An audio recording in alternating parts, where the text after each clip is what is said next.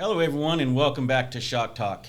And I have to say, my heart's beating a little bit today. I'm actually a little bit nervous. I don't know why.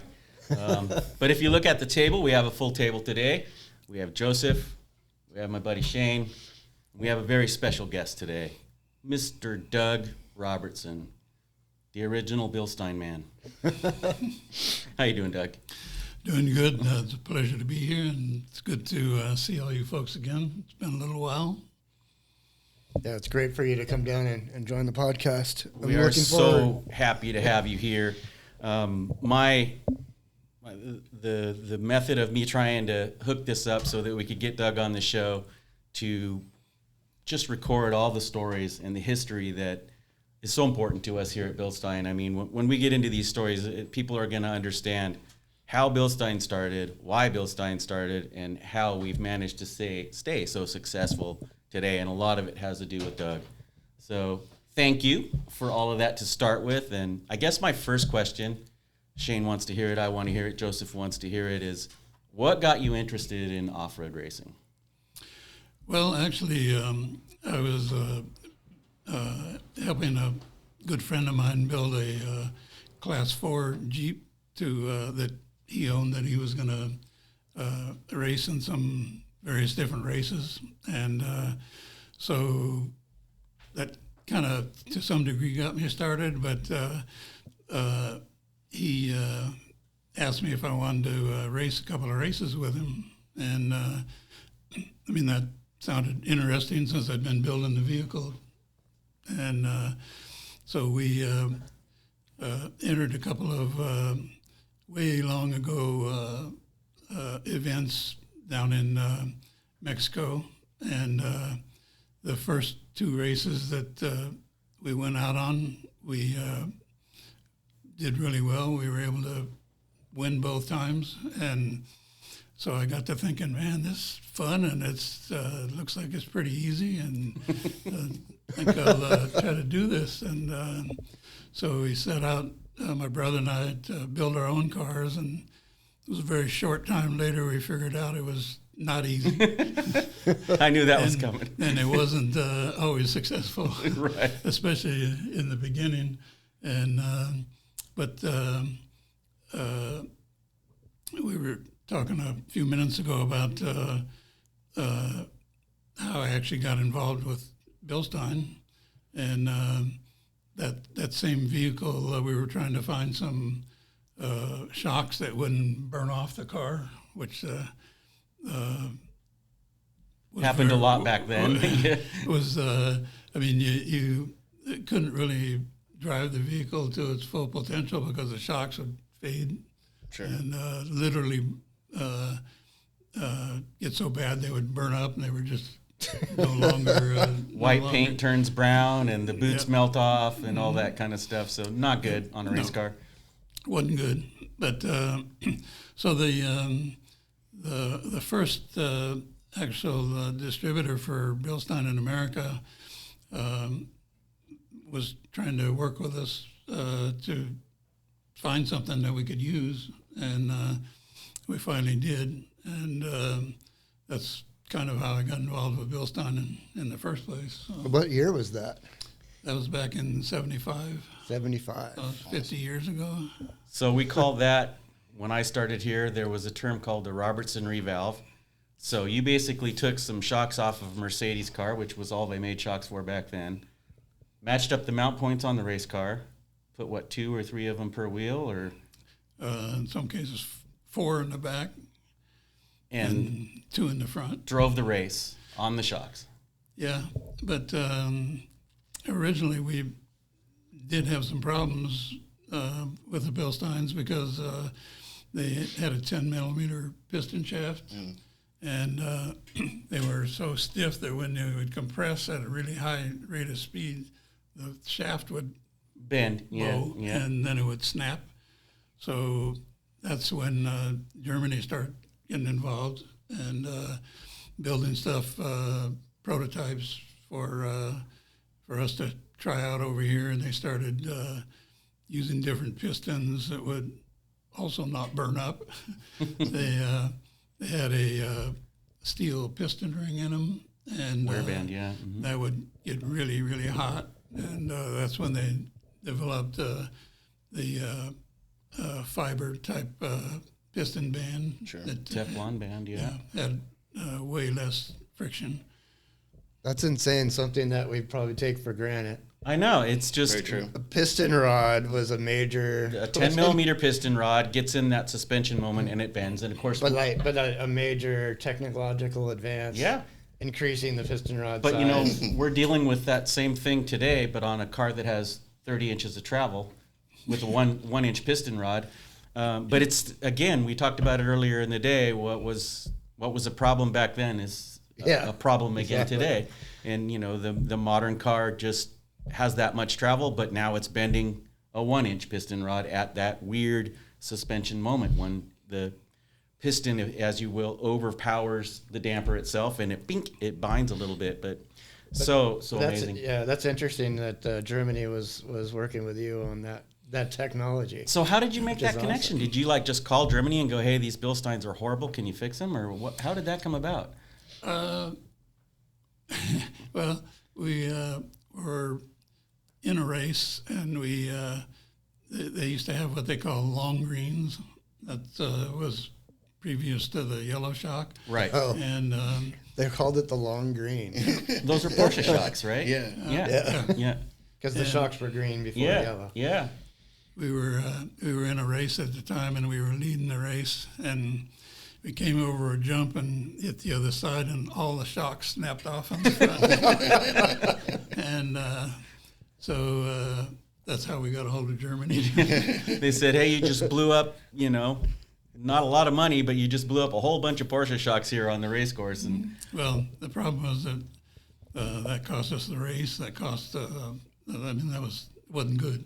Sure. And the problem was that a lot of people saw it. yeah, And so that was also not good. But they, to their credit, they reacted quickly, and we got some prototypes over here. And so from that point on, at least back then, we solved the piston breakage. so could we? I mean, were they actually sponsoring you as a race car driver at that point yet, or Not yet. Okay. Not until I. so it's just communicating back and Yeah. forth and working out the product and things like that?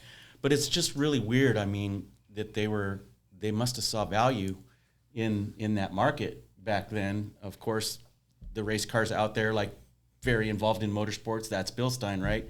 But sees a market in another country through the VW Bug. That's pretty crazy. I guess we need to talk about the race car before we go any further. But so describe the race car, and what class did you race in? Well, like I said, when my brother and I first got involved, it was with that four-wheel drive Jeep. Mm-hmm. And we kind of figured out that four-wheel class was not for us. Not fast enough. Well, no, they were heavy, and they had very, very limited travel, and they were not comfortable to race at all. Sure. I mean, you're really getting flogged in one of those. So, plus, the parts were very expensive, and the vehicle was hard to work on. And so we decided we want to get something lighter, something more reasonably priced. I mean, nothing was reasonably priced comparatively at the time, but the VW stuff was certainly more so. So that's when we started building our Class 5 cars. And we each had one. My brother had one, I had one. And he would race his car in score events, and I would co-drive with him, and I would race my car in the high desert races, and he would co-drive with me. So we did both the series at the same time. So that was a lot of racing. A lot of racing. And on top of that, we also did the Snore, SNORE races. So we were really busy. But You're racing every other weekend? Or Yeah, something? every weekend almost at that pace. sometimes, Yeah. yeah. But I mean, you really you learn a lot when you're doing that, because that much racing. You're confronted with all kinds of different competition. I mean, the score drivers were a different breed than the HDRA. True, sure. Racers. I mean, the HDRA races were always much more brutal. The course was a little more rough and things really, like that. Really rough. Yeah. And whereas the score races, they could be rough at times, but a lot of times they were high-speed graded roads. I mean, 100-mile-an-hour roads. Where Yep. you know, so we, like I said, we had this 2 cars, and once I started working for Bilstein, after a few races, they decided, because they wanted to really be in that field, that they would help us out in sponsorship way. And that's when we started having the big Bilstein signage on the side of the cars, and Blue and yellow bugs. blue and yellow. Well, his was blue and yellow, and mine was inverted colors, but they both had a lot of blue and yellow on them. And that's where the legacy colors come from. Yeah. Well, the dampers were green to start with, and then blue and yellow. So by the time that Doug had them on the race car, they were probably didn't run the boots on them back then, and they were the early version of 7100. So it was 46 millimeter with a 14 millimeter piston rod. Yeah. Long travel with Heims, right? So those were the original 7100s. Well, when you say long travel, Well, I was going to save that for later. Yeah. it's relative. I mean, we were trying to get 6 to 8 inches of wheel travel out of our cars. And, The front of the car or the rear of the car or both? in the back was a problem. But I mean, basically the rest of the travel was your spine Exactly, and the tires. Yeah. and how much the tire itself could absorb. Sure. But So the front of the car was a beam axle, yeah, and the rear of the car was a bus transaxle, it or was a bus transaxle, and we had we would actually use a Volkswagen bus transmission that had what they call gear reduction on the outer ends of the axles, and but they were flipped down so that it would raise the bus up. almost like a portal. Yeah. Yeah, and so we laid them down.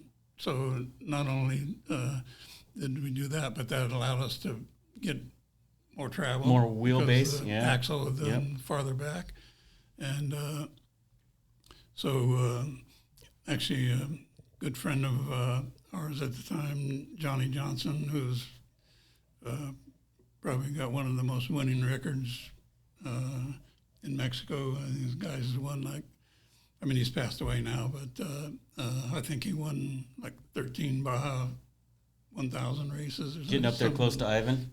Yeah. Or he's the winning it. I think he might be the winning Yeah. Yeah. Baja 1000. Yeah. And by the way, that gentleman just turned 80, Ivan. Ivan? Ivan? Yeah, so We were going to try to get him to sit in that chair right there next to you and have a podcast. We might still do that. Yeah. That would be a fun show. We're going to talk about some of the people that you raced with, but yeah. So the car made how much horsepower back then? Blistering speed. Probably at the end of our racing, 110 horsepower. Wow, that's Nice. a lot for a VW. Yeah. And fortunately, we had a very good engine builder. I mean, he could make a lot of horsepower, but not horrendous horsepower, but he knew how we were going to be flogging them. Right. So he would always keep the horsepower away from us. Yeah. Safe. And which So was the car good, lived. Yeah. because that let us, finish. And you got to be able, obviously, to finish to Yeah, 1,000 miles. be able to do anything. And he was very aware of that. We had two gentlemen, the gentleman that built our transaxles, he was under the same mentality. So those two combinations were really, really productive because, I mean, in any motorsports, I mean, it's really easy to abuse the motor and the tranny, and Yep. and you got Tires and suspension, motor and transmission. That's what it comes down to. absolutely. But anyway, we just kind of developed our careers. We with those two cars, we won the overall points championship in score one year, and we won the overall points championship in the high desert racing the following year. Then we decided that we wanted to change classes, and that's when we started moving up into the Class 1 and Class 2. Which is a tube car at that point. No more VW chassis, more or less. Or It was a full-on chassis, Yeah. tube-frame chassis, yeah. And name some of the top frame builders or chassis builders from back in those days. Folks are going to love this. What were some What were some of the high-end off-road racing chassis builders? Well, when we started moving up to Class 1 and Class 2, we used a company that nobody used. So it was called, they were just getting started, called Sandhawk. Oh, yeah? And so we had a Class 1 and a Class 2 car with them. And we, everybody get wondering why in the heck we were going with these guys, these No name. no-name company. But they had, at our request, they had built a chassis that was wider and was longer. And none of the other companies would do that. They wanted to sell, what they got. Right. And Nothing custom. so we got that built. And the first 3 races, we went out with the Class 1 car. We got first overall in the Class 1 car. And that really opened a lot of people's eyes. And I bet the company sold a lot more chassis after that. they did. And some of the top guys that were racing back then chose to make that move. But that was a real problem for us because building the car itself wider, the trailing arms go out farther, the torsion bars need to be longer, the axles need to be longer. Sure. But all of that gave you more wheel travel. Right. And wheel travel Is king. Big deal. Yeah. And but I mean, getting the axle manufacturers to make longer axles and the torsion bar folks to make longer torsion bars, all that stuff was a struggle, but they did it. And so, I mean, it worked for us anyway. That's Yeah. impressive because normally when you go out of the box and you get stuff made, like axles and things like that, like a lot Starts of creating problems. times it doesn't pan out. But Yeah. to go out in your first race and win overall and none of that stuff break, you must have did a lot of testing. We did a lot of testing, but actually, the very, very first race that we were going to do the Class 1 car in, we'd been working on this thing. We were going to go race the Baja 500, and we'd worked for 24 hours straight, never slept. And the axle guy was supposed to have the axles there. That's all we were waiting for. And something happened. He couldn't finish the axles, so there's no way to race the car. So the race right after the Baja 500 was the Firecracker 250, the 4th of July. So Bet it was cold out there. And so we, my car, the yellow car, was going to race that, and it was almost done. So we stayed up another 24 hours and got that finished and got it loaded up. And the morning we were going to leave, the axles come in for the Class 1 car. So we put the axles in the Class 1 car, and my brother went to race it, so he was going to do that. I said, well, I'll race it as well, so we raced both cars.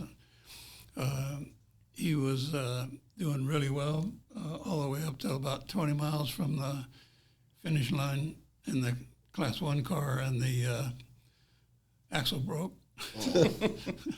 One And part.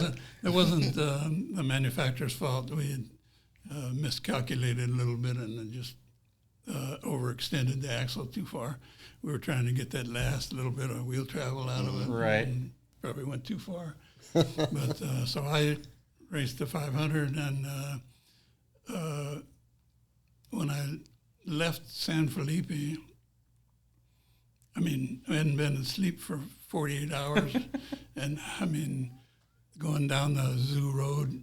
I don't know if you guys Yes, have I been down know there. the Zoo Road. Oh, dust, and you can't see nothing. And dust is everywhere, and my eyes were already sandblasted from no sleep. And I think, man, I don't know if I can do this or not. And my eyes were like totally wiped out. Anyway, when I left there was 4 cars. I had managed to pass them all, but they were right back there. And back in those days, I mean, we had no radios, we had no Looking in the rearview mirror to see what's going on. no nothing, no GPS, no nothing. So I had no idea where they were. But anyway, when I finally got all the way up there through the pines and back down, I'd see my brother sitting up there. He's sitting on the roof of his car, right? And he gets out and he stopped and he stopped. And he said, stop. No, here. Man, I got these guys right back there. And I pull up to him and I said, Get in. what happened? I don't want to hear what happened. I said, I got to get out of here. There's like 5 cars by me. He says, stay here. Those guys, none of them left San Felipe. They all broke. So I was flogging myself all the way back. Thinking, You know, they're right thinking behind I- me. They're right thinking behind I got these guys back there, and then nobody back there. Yeah. And so anyway, that was.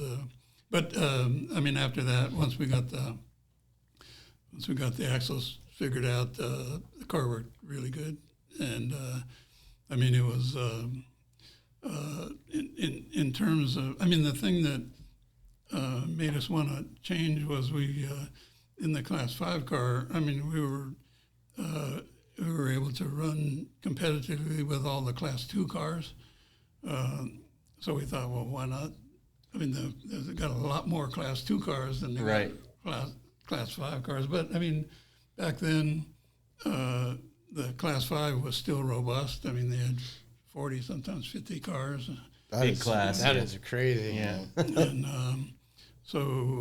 but, I mean, Class 2 still had even more. Really? And in the Mint 400 one time, we almost entered the Class 5 car in Class 2, but we decided against it, but we should have, because we would have won Class 2, and the paycheck would have been a whole lot more.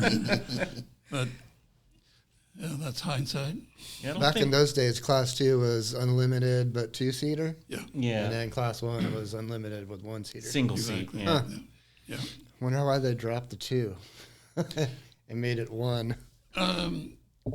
The Class 2 thing started to shrink also, just like the Class 5 did. So they Years combined later. it. I'm sorry. So they would combine. They combined the class. No, both those classes just Oh, dropped down in the terms of numbers. Well, the single seat car, I mean, that has to be the beginning of Ironman at that point. I mean, you guys are driving no co-driver, 1 seat in the car for 1,000 miles. That is just crazy. I can see why people didn't want to do that, even though the car was light and fast, right? But just, that's right. Your Class 5 was a single seat, right? Yeah. Yeah. And your passenger was the gas tank. Exactly. Yeah, the fuel cell. Yeah. Keep Well- talking to the gas tank.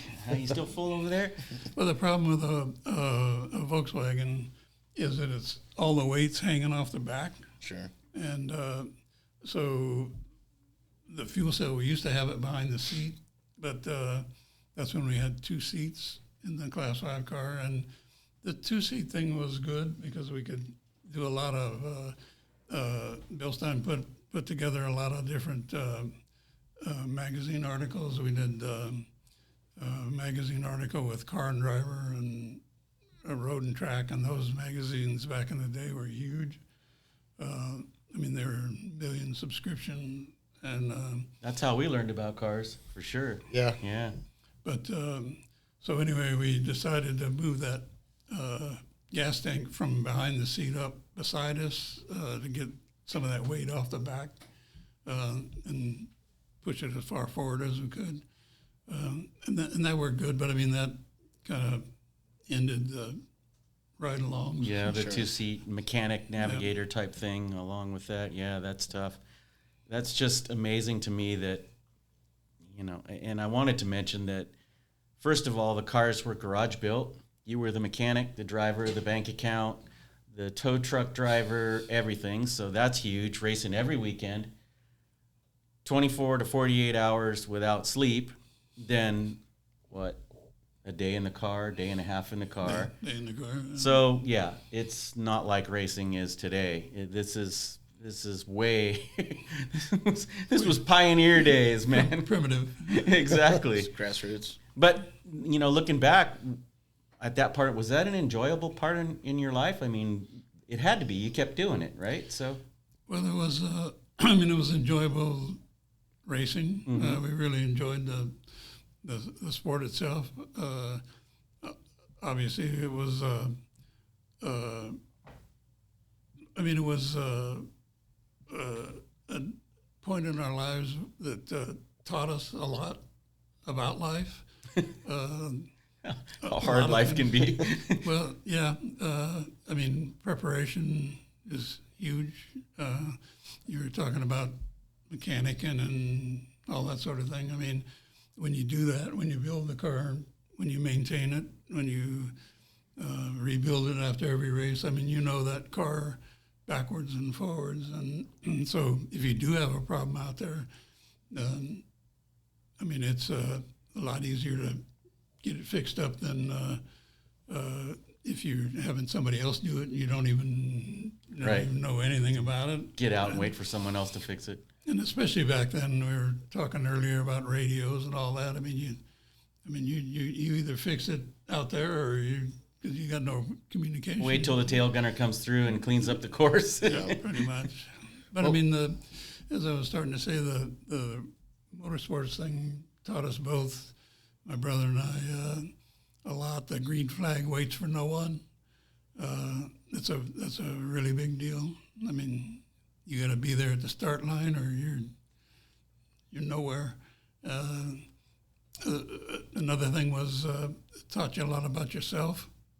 I mean, just about the time you think you're going as fast as humanly possible, Someone passes you. some guy flying by you. Well, I guess that you got to step it up. a Back to little the bit drawing board. The thing that still, I mean, those things still survive today in motorsports, but you got to stick to it. I mean, if you start having problems, you got to keep going. I mean, you just can't give up. You got to Fail forward. you got to get on it and figure it out and get moving because, I mean, there's been times where we were leading a race and broke down and cars passed you like crazy. But then you get it going again, you think, this is all lost. And then they break down. Yeah, you drive by them sitting on the side of the road. So, I mean, that never give up thing is, I mean, it's as valuable today as it has ever been. I mean, like I say, there was lots and lots of things that the motorsports thing taught us that we're able to take on to our personal life afterwards and use them in our daily life. I bet there were some seriously strong lessons taught and learned. I mean, anytime you put yourself under that kind of stress and you get through it, you're definitely going to learn something from that event and apply it to your everyday life. And I think the years that I spent with you and worked with you, that was something that was the big come across for me, was that all those things that you just said, be there at the starting line, be there at the finish line, don't give up.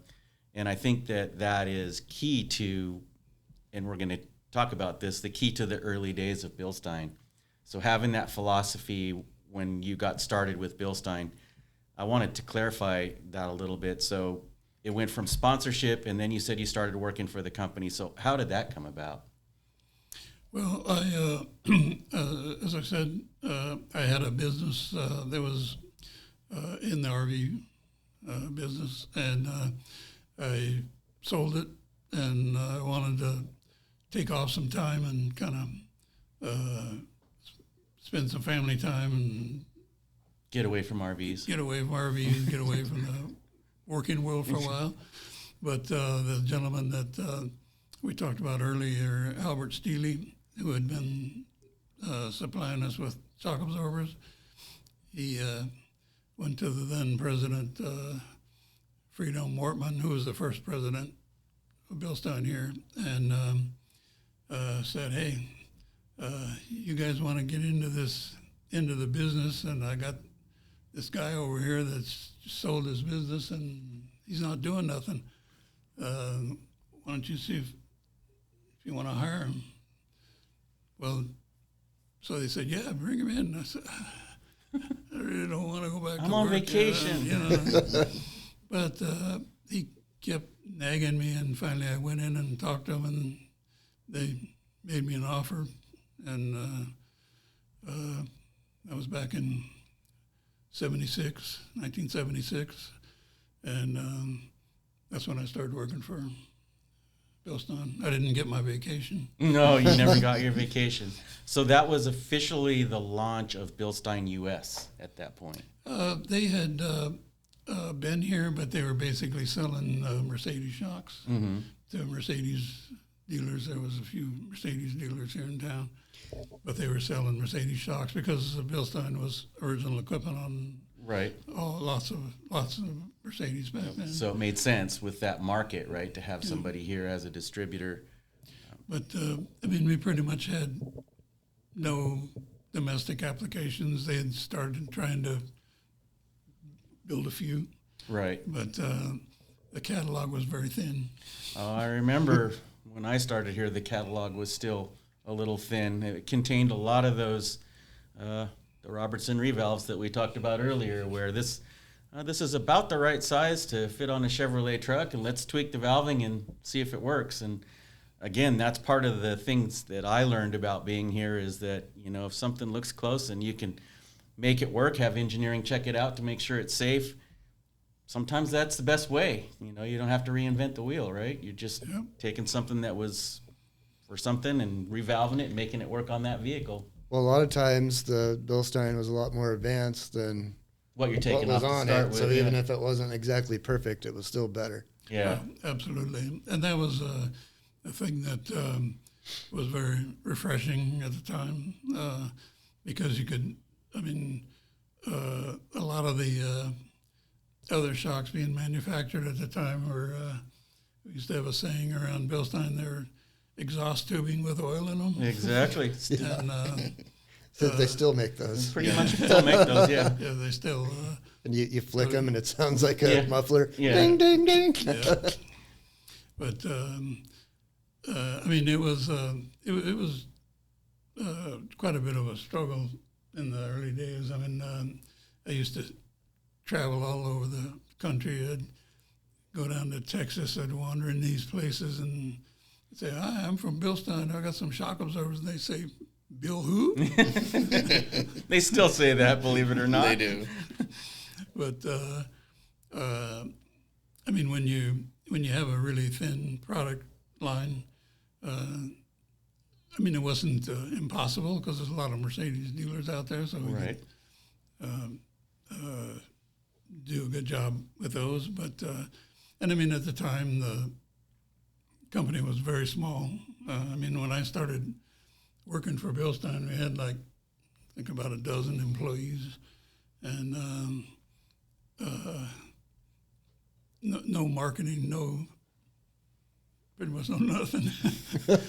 And so, but we were able to apply that Mercedes brand name and product participation and work that into a lot of different markets. And the real problem was that Germany, they were to some degree in the same situation, but they had more applications, but their applications were for cars that were not over here. Right. No domestic applications hurts when you're not in. But they were ahead of us, at least in that respect. But then, I mean, they knew the value of the aftermarket, and they really wanted to capitalize on that. So Seems like when I watch old vintage videos on YouTube, and even when I was younger, but like a lot of times, like things from the 70s will pop up, like when you're scrolling through YouTube, or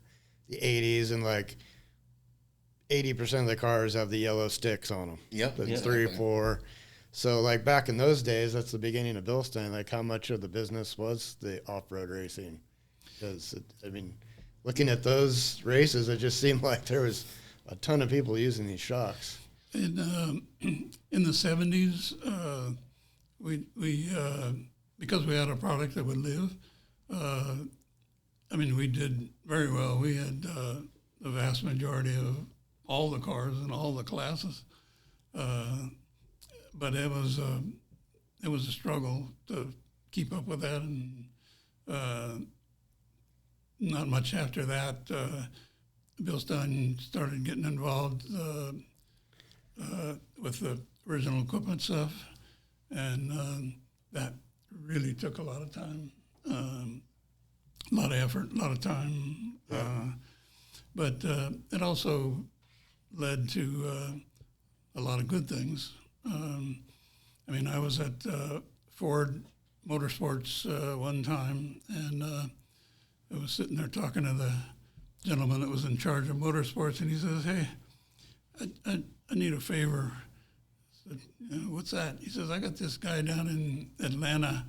He's running a NASCAR, and he's burning off shocks left and right. Can you go down there and see if you can do something with him?"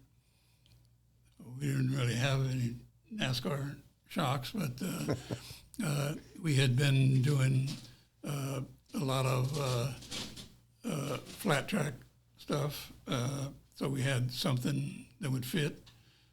So we went down there and put them on there, and that guy ended up winning the NASCAR championship Really? on BILSTEIN. And that's the guy that they started calling $1 Million Bill, Bill Elliott. Yeah. Oh, really? So Bill Elliott was the first guy that used BILSTEIN, and we ended up having probably 90% of that market. But Yeah. I mean, Earnhardt, Petty, Earnhardt, all the big names. Waltrip, Darrell Waltrip. I was talking to him down there at one of the racetracks, and he's holding this BILSTEIN, and I'm trying to get him convinced to run BILSTEIN, but he was it was a shock. There was one of those exhaust tubings with oil in it, and but he was sponsored by that company, and he's holding. He says, "If I put these on and they don't work, you know what I'm going to do with this shock?" Yeah. We can finish that story, right? Trust me. Trust me, you'll be good. It'll work out. And he did, and he won a lot of races on BILSTEIN as well. But I mean, that's that was really, again, was a big problem for BILSTEIN, because the original equipment stuff, NASCAR, and trying to keep up with the off-road thing, and it was in the old days. It was a struggle. But Like I mean, racing the Baja. Yeah. But we got through it. So we were developing a big relationship with SCORE. We had a relationship with NASCAR. Were we spec on those cars at one time, or NASCAR. yeah? We were one of the 3 shocks that were approved to be on there. Okay. But like I said, at one point we had 10 years of NASCAR championships. How many years of Baja championships? Those go way back. Way back. Because Well, some of them were your championships. well, Nora was before Score, and then Score eventually became pretty much the dominant force down there in Mexico. They had some stuff up here too. They did Parker and some of that stuff, but their big focus was Mexico. And we kept a relationship with the Score people for a very, very long time. Long time. And we're a key sponsor in their races for a long, long, long, long time. Long time. So I have to ask you, I know Shane and Joseph want to know too, a race that stands out in your brain in any of the race cars, whether it was Class 1 or Class 5, what would that be, and maybe a short story about that particular event or race? Are you talking about me personally? Yeah. Well, As a driver. the 1976, what they call the Wet and Wild. Oh, yeah. That was when they impounded the cars, and we went out in the impound yard, and it was about a foot deep in water.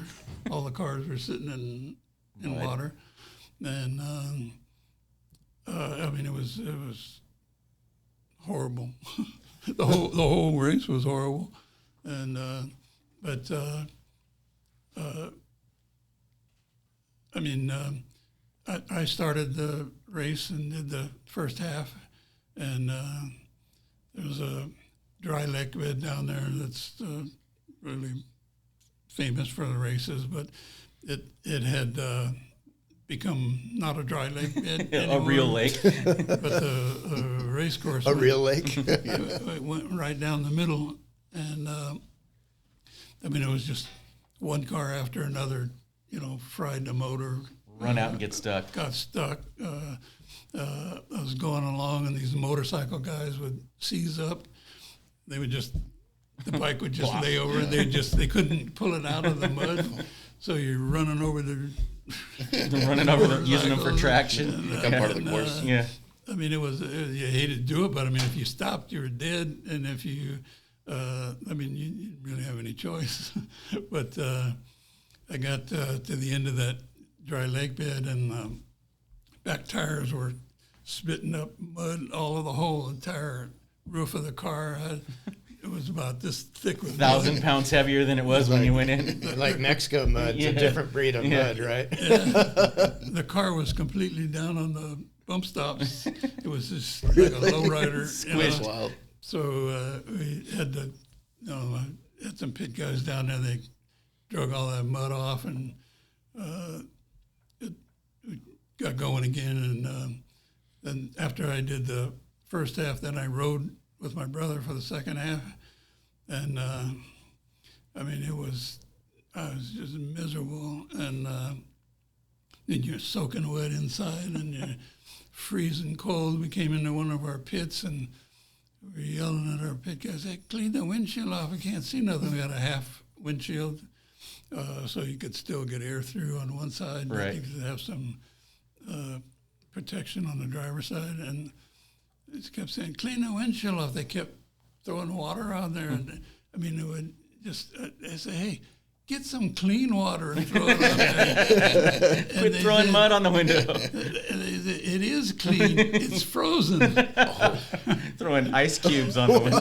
Every time I hit the windshield, it would freeze up. It would frost over, So, And you're in there wet. Yeah, and soaking wet. they're wet, and, But I mean, fortunately, we finished that race, and we finished the second vehicle behind Ivan Stewart. He was a Class 1 car, so we got second overall in that race, and we were pretty proud of that because it had never been done before, and it's never been done since.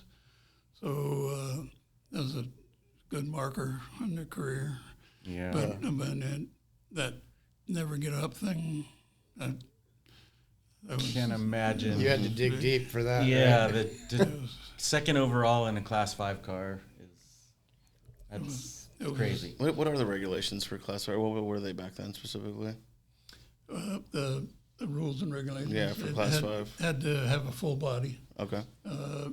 You could have a convertible or you could have a sedan, but it had to be a full body. And later on, they let you whack up the body and look more like a two-seater than a Class 5 car. But had to have fenders. Had to the wheelbase was limited, but and it had to be all no. Water pumper motors. No, it had to be a Volkswagen air-cooled motor. Again, back then, the real problem was logistics. I mean, you had no radios, you had no nothing. You didn't know where anybody was or Connecting with pits or getting the car fixed if you had a massive breakdown would just be Yep. not like it is today, where there's a chopper flying overhead and cell phones and race radios and Yeah, all we're so that kind of spoiled stuff. now. Yeah. that was a big deal. Yeah. It's always, I think about it every time I think about you sitting in that race car with 5 inches of travel going 100 miles an hour. The middle of the night. Yeah, exactly. It's like With ice on the windshield. yeah, it's like how would anyone survive that? It seems like it's an impossible chore to try to survive that. And of course, the respect that's developed from hearing these stories, right? And I think Shane and I can speak to that for sure. About all the years that we worked with you, worked for you, and there was always that level of respect that hey, you don't want to mess with Doug. You should see what that guy had to go through to win those races. It was always just a ton of fun.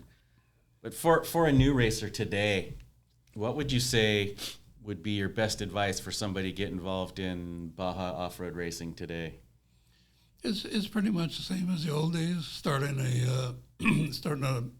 a lower region of the entries. The UTV is a great place to start because the vehicles are, you can buy one. Right. And You don't have to build it. It's ready to go. And parts are readily available. They work really good.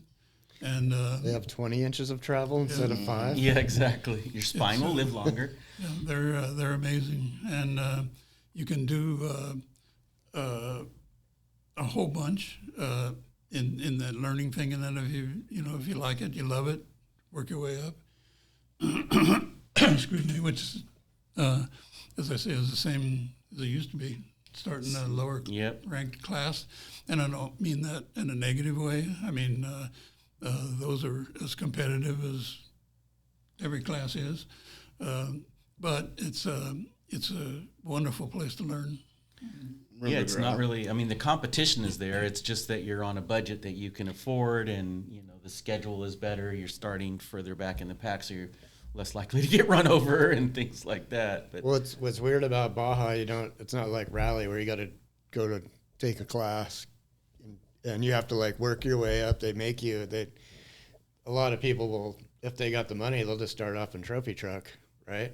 But do they know how to race? Right. You said before we were watching videos of Caden like passing guys on their side.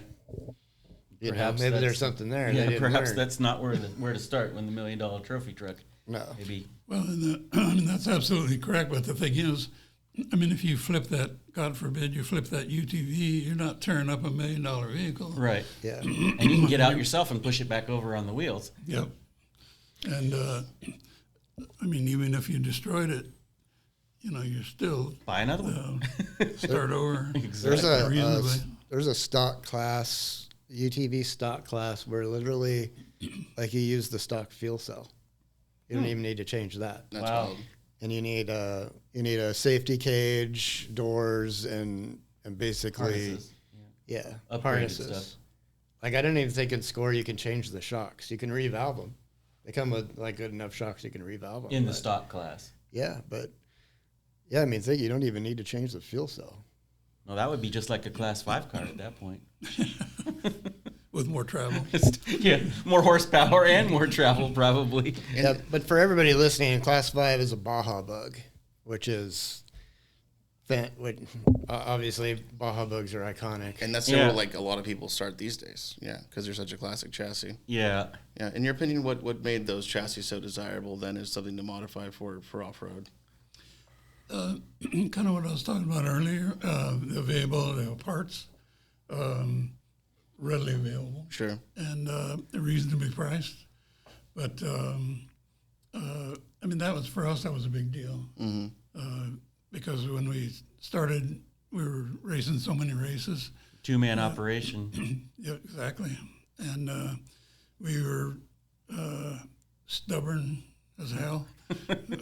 Do it one way, my way.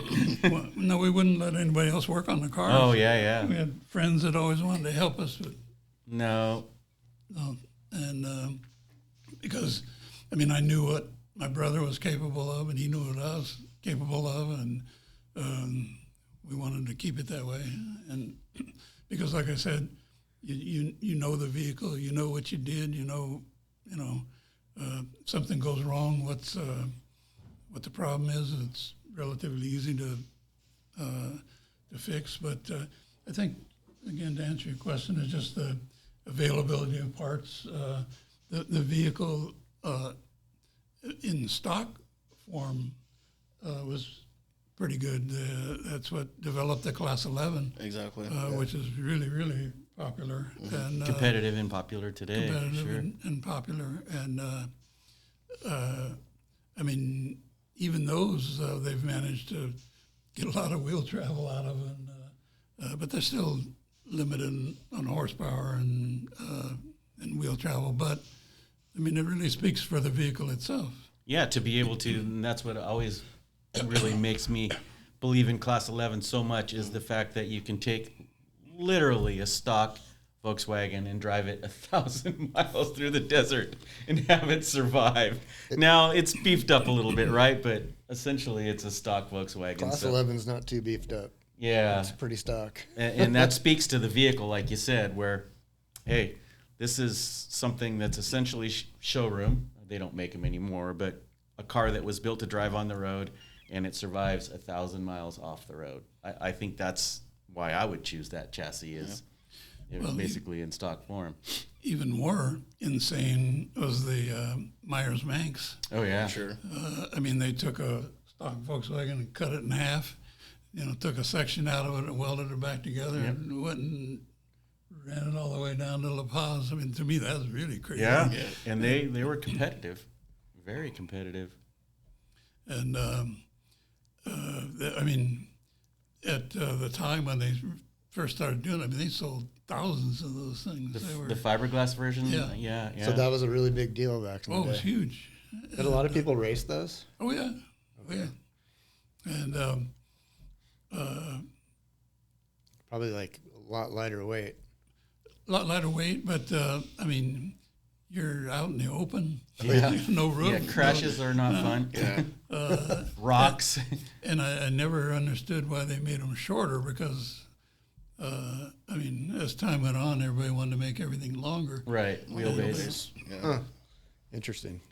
But they, at one point, they had a lot of Myers Manx that were racing off-road, but that was in the way back.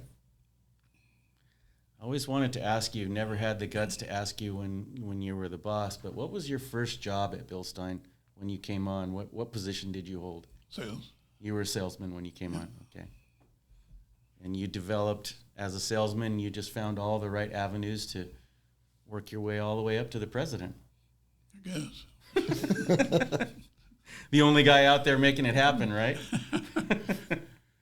Well, I ended up being there 35 years, so I had a lot of time to do it. Yeah, I don't think I'm gonna break that record. Shane might. No. That don't give up mentality, man. Don't give up, Mike. Yeah. Well, I'm not gonna give up. The rest of me might give up, but my brain won't. So. That reminds me of a race once in the 79 Baja 1000. We raced for a gentleman, his name was Tracy Valenta.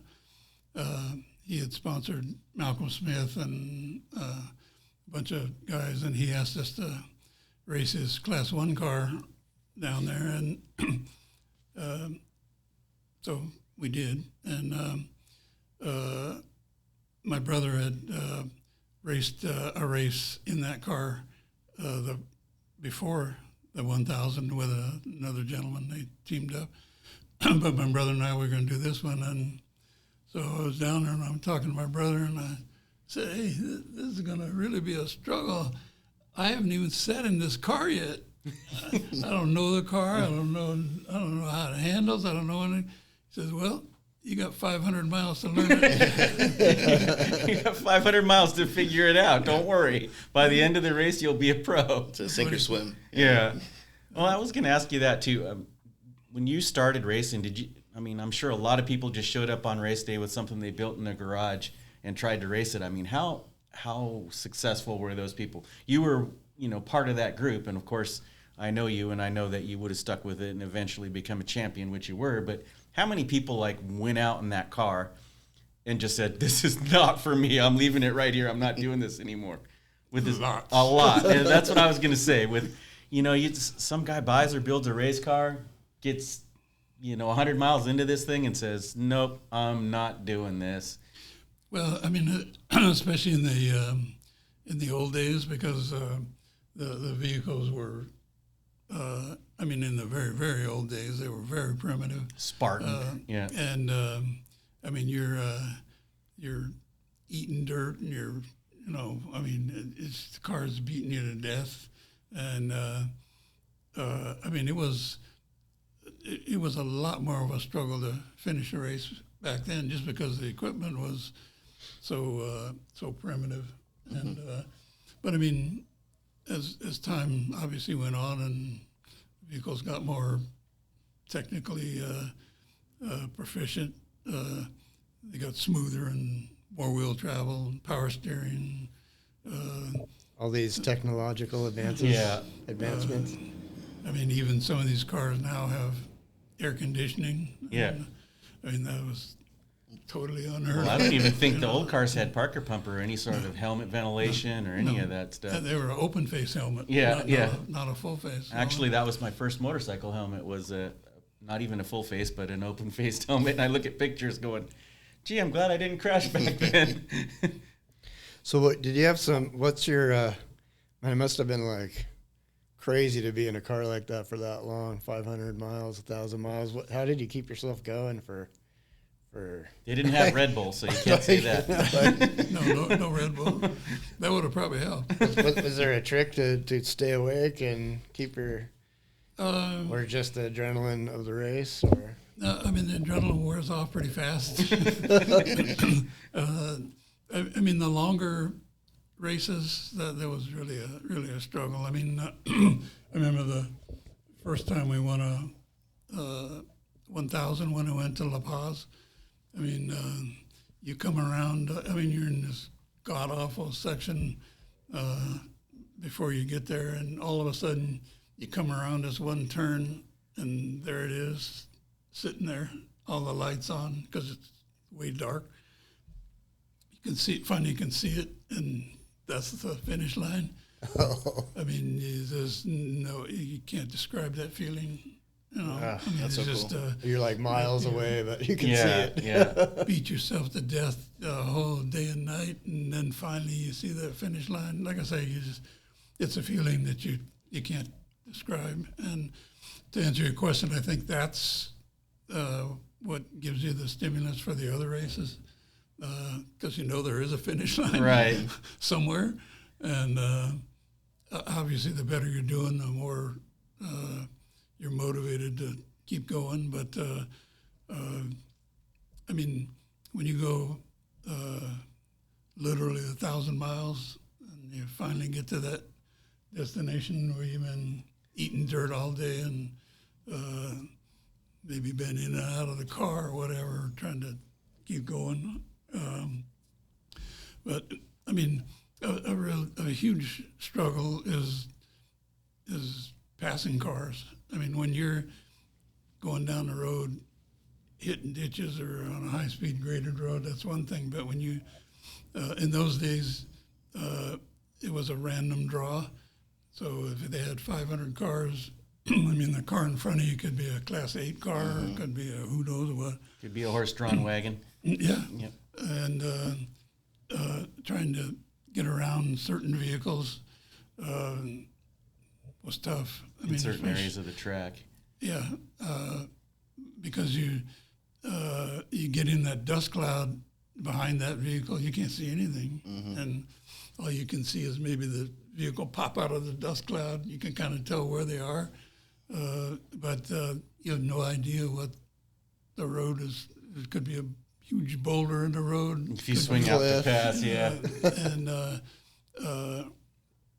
but I mean, it made it worse because certain drivers did not want to get past, Right. and they really didn't want us to pass them. So when they would see us back there, I mean, they just on it, and so I mean that makes it twice as hard. you Yeah. know. Sure. Yeah. But That's why you have a push bar on the car and you give them a little bump. that's we call that the off-road horn. Yeah, exactly. When they feel you crash into the back of the car, that means get out of the way. Well, but a lot of them still wouldn't.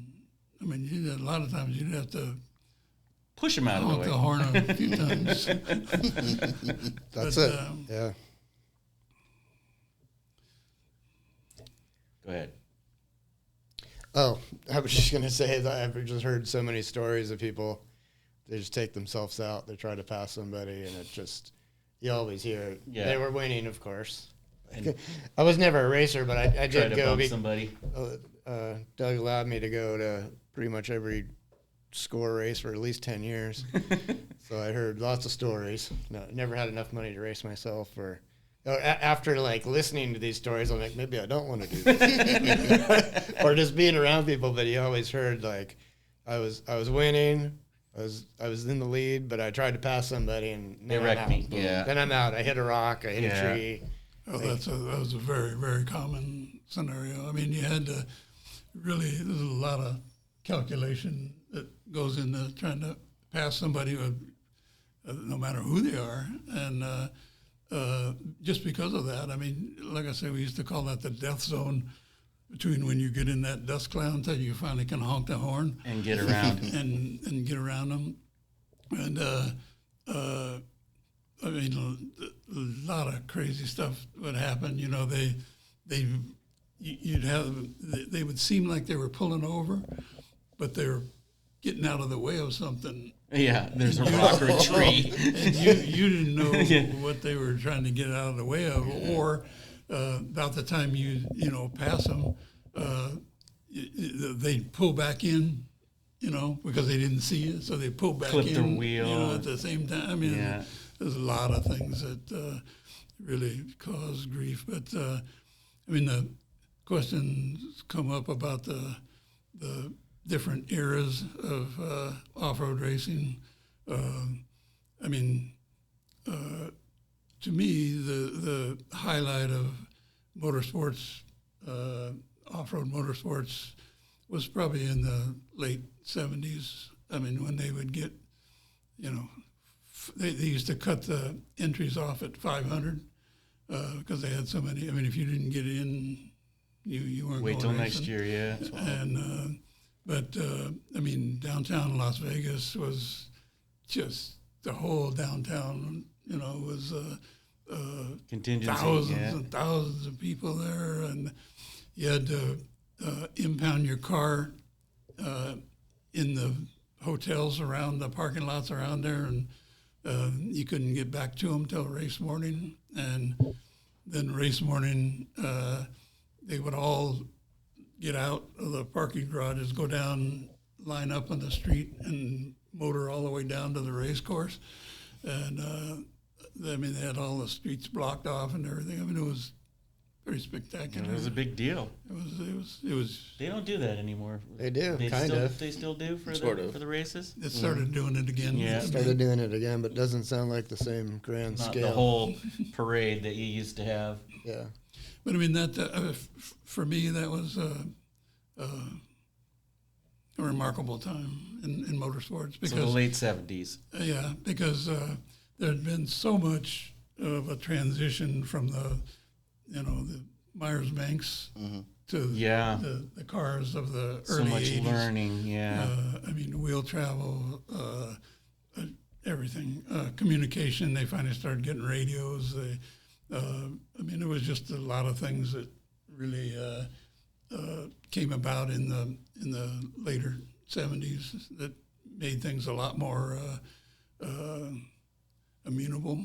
Yeah, teams started getting more organized. You started seeing more money thrown at that sport too, where, that was about the time I started really watching it. And there were several big names that were always there winning, and it was like, okay, you kind of know those guys come to the race, they're going to win. Eventually, the OEM manufacturers got involved in Yeah. off-road motorsports. Chevrolet and Ford both, but Toyota. we had a really good partnership with Chevrolet because we had started being original equipment on their trucks and the Corvette.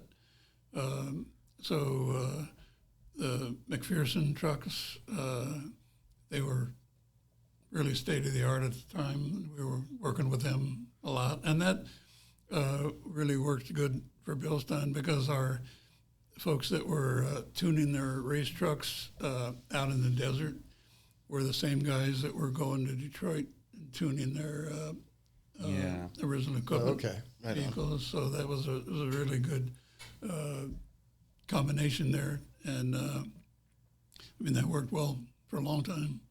Bilstein was the high-end package on the Chevrolet trucks, the ZR1. Yeah, the ZR1 trucks were always equipped with Bilstein, and then some of the Ford higher-end vehicles also, some of the higher-end Mustangs and some of the Ford trucks all packaged with Bilstein. Even Nissan and Toyota got into the game at some time. Yep. And became OE equipment on all those, and that's getting back into the time where I started being around at that point. But That's really interesting that the tuners doing the race trucks were It also is. doing the street tuning, because that doesn't happen anymore. But No, that's it doesn't. that's pretty two kind of completely- mind blowing. Actually, it kind of maybe shows obviously the shock tuning nowadays is a pretty big deal, but like back then, probably didn't have too many shock tuners. No. Well, and that was it was the company. that was a real problem too. Every person that Bilstein hired to do that kind of stuff had to be trained.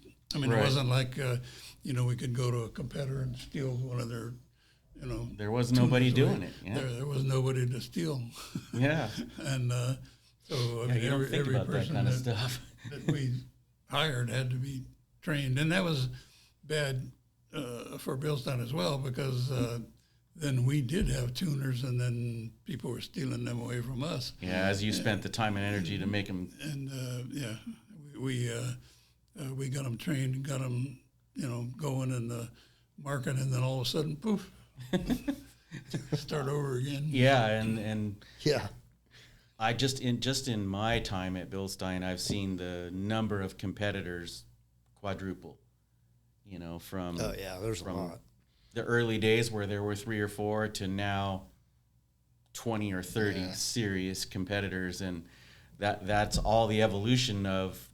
I kind of look at it as the early 3 broke all the ground, right? And then the competitors start seeing, okay, well, we can do this, we can do this, we can do this. And like you said, all of a sudden your staff of 100 is down to a staff of 3 because everybody's got a new idea, got something better out there and all that. And so I was going to say, I think it's crazy that when I started, we couldn't sell a truck shock for $109, and then the idea to have a $49.95 shock came. That's when I started, right. and then we started really moving a lot of shocks. But it was like people didn't want to spend $100 on a shock. Right. Even till this day, I'm like, $100 is the kiss of death. Yeah. You can't have a shock more than $100. Yeah, exactly. But Well, now back we- then now we we- had the crazy 1,000,000-mile warranty too. I was gonna say now we sell. Now we showed Doug the machine shop. Those are going in $5,000 shock packages for a Tacoma, Yeah. and these guys can't build enough of those. Yeah. The So evolution. now, like when I started in this business, you couldn't sell a shock for $100, and now we're selling 5,000. Now there's people willing, where they see Yeah. the value yeah. Yes.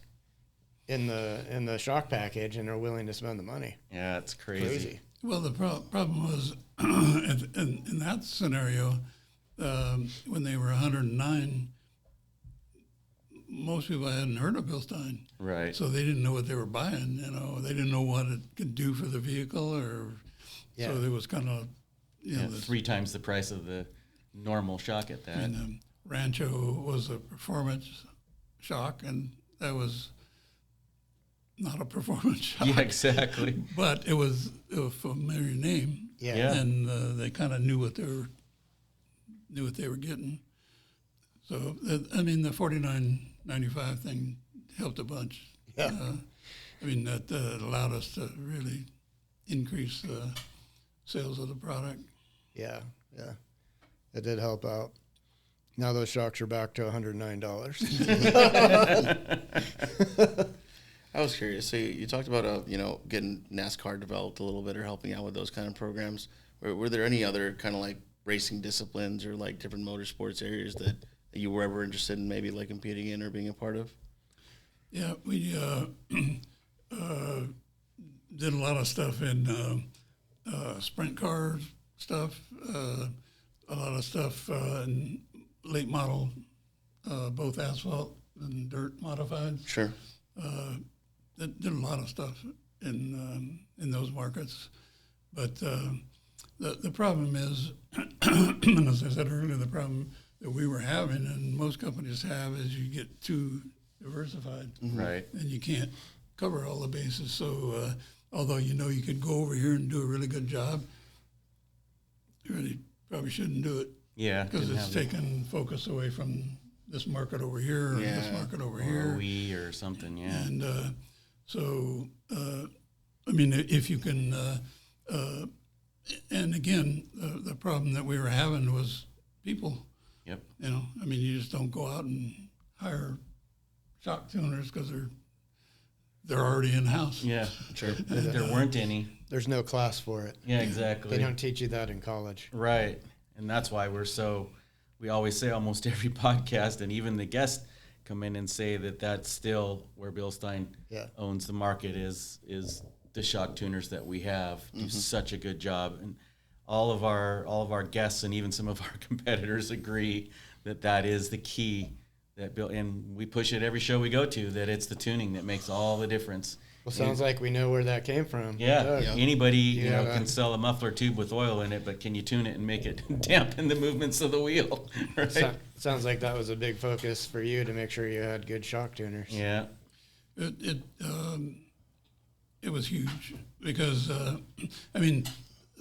thing is, you can get some of those competitors. You can get their shock to work at the proving ground for a short period of time, and the folks that are the ride engineers, they say, "Hey, this is great." Well, yeah, but how long are they going to last? yeah, it's got to go 1,000 miles. And how long is it going to be like that? Because once they drive it off the showroom floor and it's off the showroom floor for 6 months, all of a sudden the vehicle's working like not working garbage. so well. Yeah, And that's where BILSTEIN always was able to do really well, because they have the durability.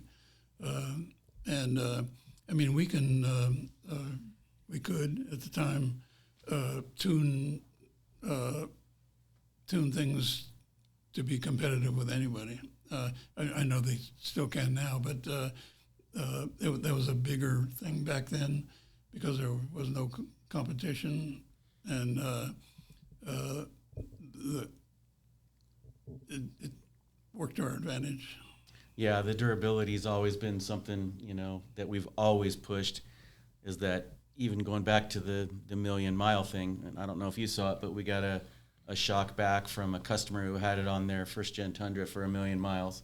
An OE shock. Yeah, and we ran it on the dyno, and it was still working just like the day we made it. It had some serious breakdown on the inside. It was rusty and pitted and had issues, but mean for on the the most outside? part, yeah, it was still doing what it was supposed to do. And I think that from the customer standpoint, even me being a customer in the early days, that was the biggest thing that sold me on the brand, was that I would just buy it once and it would outlive the vehicle, and Sure. I wouldn't have to mess with it forever. So That's huge. yeah.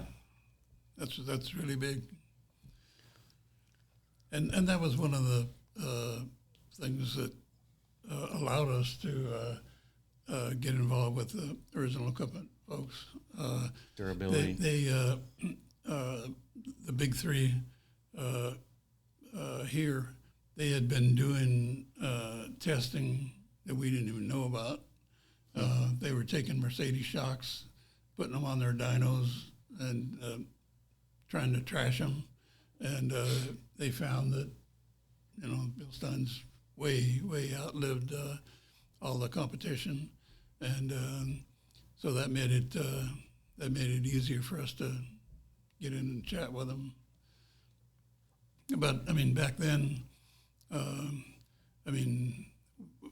we were doing everything. We were doing original equipment from here. We were doing aftermarket from here. We were doing motorsports from here.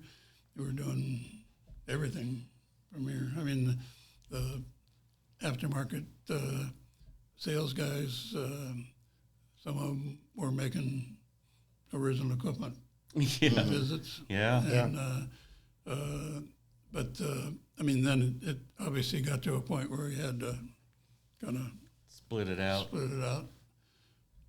Was it hard to try to strike that balance between the OE and aftermarket? Obviously, we're all aftermarket guys here for the most part, but like building that from the beginning, was there any point where you were kind of concerned about either one, maybe like overtaking the other? Yeah. The problem with the original equipment was twofold, actually. I mean, it was taking a time away from the aftermarket, Sure. but the OE stuff took a lot more time. Development wise, yeah. I mean, you had to go to, this department and this department and this department and this department. And All the you had tests get have to them- be passed. and And you had to do all these durability things, and with no assurance that you're going to get a contract. Sure. You're spending a lot of time, a lot of money, a lot of resources, trying to get something that will make them happy. And at the end of the day, you might not even get the contract. Yeah, that's tough. And or the contract may be short-lived, yeah, I was one of those guys that was helping the aftermarket sales guys manage some of those OE contracts. And aside from all the development work, there's the constant demand for product. You can remember, if the assembly line shuts down, we charge you $5,000 a minute for every minute that the assembly line shut down. So, I mean, there's goods and bads with having OE contracts. Luckily, with Bilstein, we tended to stay on top of it and do a good job, but there were horror stories from within inside the industry about what happens to you when you fail on those products. When you fail big. Yeah, exactly. It can be very costly. And a lot of times they'll, or back then anyway, they would let the vehicle continue on the line, except it didn't have any shocks on it. And then they would take the vehicle, finish the vehicle, take it out and park them in these vast parking lots with no shocks on them. Then when they finally get the shocks, then you have to go in there and You have to send a guy to install them. Yeah, but it was, you did not want to do that. Exactly. That was not a good. It's like all those Ford trucks are missing chips or whatever for a long time. Yeah, during sitting COVID. on the lot Guys sitting rotting there because they forever. don't have a chip. Yeah. Yeah, that's not a good day when that happens. No. No. Well, as we wind down here, one final question, I think, from my perspective as a lifelong Bilsteiner, what advice would you give? Now, this is kind of an internal thing, but still share it with the people out there, just so they kind of understand our philosophy. Or what advice would you give to current and future employees at BILSTEIN? I guess it would be similar to your racing advice, but what's one point of advice that you would pass on to BILSTEINers going forward? Well, it seems like today, from at least from what I'm hearing from a lot of companies that I still have contact with, people are not prone to stay on a job for long periods of time. They'll work somewhere for a couple of years and get frustrated and move on. I mean, you don't make headway in the industry when you do that. You don't make headway with a future employer when they see this guy's at Bouncing 6 around, jobs here in 10 years. That doesn't make you want to hire him. So I guess the seeing that La Paz finish line is a big deal. Yep. You got to. I mean, today, you may not like what's going on in the workplace, and I'm not talking about BILSTEIN. I'm talking about in general. Right. But you don't know what tomorrow's going to bring. I mean, tomorrow you got a new manager, you got a new. All your competitors could be broken down on the side of the road, and you drive right by them. Absolutely, and that happens. Yeah. And that happens a lot. But I mean, if you don't hang in there and try to, to make it to La Paz,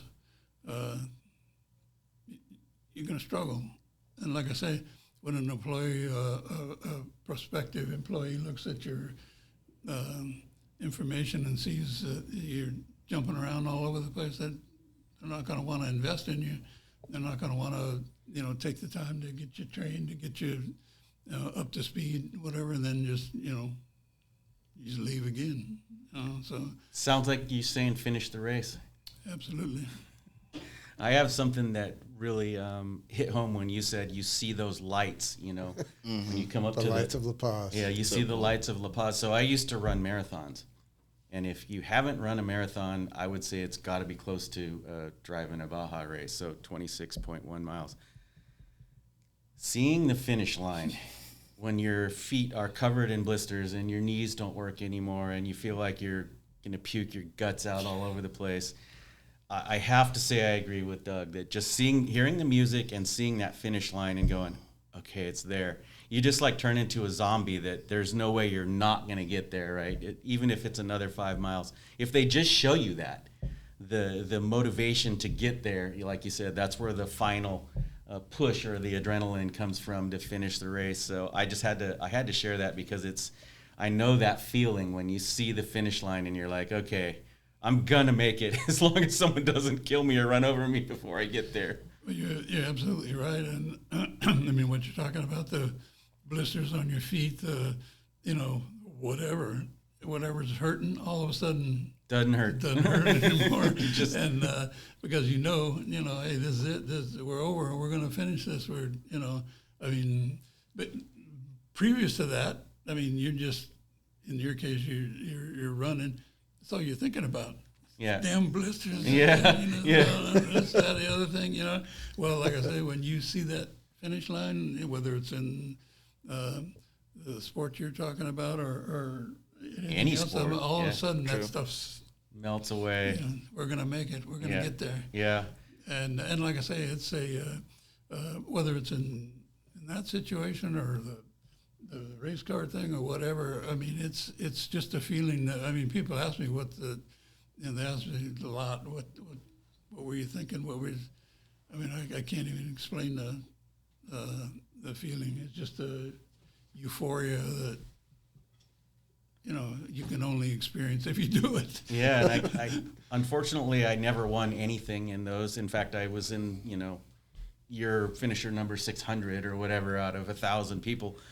But just finishing something Exactly. like that. I mean, you actually won races, but to just finish, to cross the finish line to me was like, okay, I did it, right? And there, obviously, I'm never going to win something like that. It was more a test of mettle, right? Let's see if we can do it, right? Mm-hmm. But to win something like that, especially like the Baja 1000, and insane. Obviously more than once, is just a huge, huge achievement. And my little occurrences in life that I've gone through are nothing compared to that. But that was the closest thing I had to measure against what it feels like. Yeah, but that's a big deal. Yeah. I mean, it felt like it at the time. You proved something to yourself. I mean, a big thing with that is if you're really involved in it, you want to use that as a stepping stone to get to that point. But, I mean, the thing is, just finishing the Baja 1000 is a big deal. Yeah. Mm-hmm. And, I mean, there's not a lot of people that can say that. Yeah. And so, I mean, you're don't diminish that finishing deal because it's I mean it's a big deal. Well, I'll never drive it, but maybe I'll get to sit in the passenger seat through a Baja 1000 sometime. I don't know. I do a lot of off-roading on the weekends and stuff, and it's a big deal just to drive 50 miles in a day. I get that too. You know? I mean, like let alone 1,000 miles. Yeah. Jeez, that's Yeah. like even like driving 100 miles a day in your truck. That's in the desert. Just taxes you mentally. Couldn't even imagine like racing like for 1,000 Yeah. miles. Yeah. What is that like driving from here to Moab off road? And in a dust cloud. Fast Yeah. as can? I've done that That was, like, drive, and crazy. just driving on the freeway, I'm done after whatever 14 hours or however long that takes. I've never raced, but I've been around the sport and like, man, it's like nuts what people that start off the line. One of the most interesting times I've had at a race was we had a guy, his name was Bill Caswell, and he built this BMW, and he had Bilsteins on it because he was a German car guy in it, and I wouldn't say he was like a friend or anything, but we were kind of fans of this guy. He was a total underdog, and I watched everyone start at the 1,000. And he was one of the last guys off the line, and I'd say the last 20, 30 cars going off in like the sportsman classes. It's like, oh my gosh. You're in for it, buddy. Like, how are you guys? You guys are like in for the adventure. You're like, they're going to like, a lot of these guys didn't have communication either. They're going to be like, if they don't like get to some town, they could be like out in the desert for stranded, a couple days. eaten by coyotes. Yeah. You know what I mean? It's like, I don't know, just the courage to start that. Yep. Just to start the race, just that you're going to do that 1,000 miles. Like that's. Yeah, and that's another thing is the commitment, the preparation and the commitment that all goes into it, which, again, builds a better person. So it's all about character. It's your lesson for life. Yeah. Look for the lights and the forget pause. that. Exactly. Yeah. Well, that's my new motto. I know. It was always look for the finish line at the the San Diego Marathon. Now it's look for the lights at La Paz. The lights at La Paz. Well, in that same vein, one time I was the guy that started Jimco. Yeah. Racing chassis. I was going to race the Mint with him, and in one of his single seaters, he and I were going to do it together. But I was on the second lap, and I mean it wasn't a good day. But for some reason, back was killing me. Everything was hurting, and like you say, I was thinking about all that stuff, and then all of a sudden, I go to pass this Class 8 truck, right?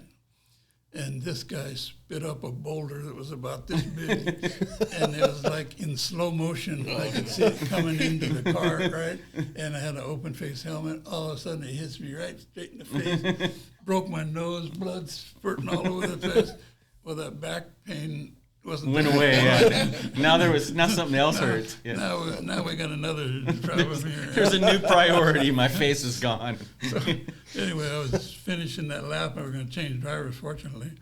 But I get to the finish line, and I see him looking at What happened? Get me out of this thing. Yeah. Get me to the hospital now so they can put my jaw back on. But I mean, it was really bizarre. I mean, like I say, that rock was just like in slow motion. I could see it spit off the tire, come up, and then That's so scary. That's exactly what this guy did to me on a mountain bike ride with a rattlesnake. spit up a rattlesnake. Yeah. Kicked it off his rear wheel, and in slow motion, I see this rattlesnake coming at me going, cha, cha, cha. It's just crazy. So I kind of know that feeling. Luckily, it didn't hit me, but yeah, not good. So, but yeah, that's something else. I mean, as a crew here at BILSTEIN, it's just a lot of fun to hang out with the crew that we have and crew from the past and all that kind of stuff. So always enjoyable, always fun stuff going on here, whether it's getting a rattlesnake flung at you or going to the races or whatever. But as we wrap up, I just want to take a few minutes to say how much I appreciate you taking time out of your day. Yeah. How much I enjoy spending time with you, in case I never told you. And just really, really glad that you could be with us today. Thank you so much. Oh, I appreciate the opportunity to get together with you folks. I mean, there's a lot of history, a lot of BILSTEIN history sitting around here, so it's been a pleasure. And I'm glad to see you folks still here. Yeah. Well, we're waiting. We're not giving up till we see the lights of La Paz. Right? There you go. So. Yep. Well, thanks for joining us today on podcast. If you have any questions or comments, please post them below, and we'll answer them as fast as we can. And we look forward to seeing you on the next episode.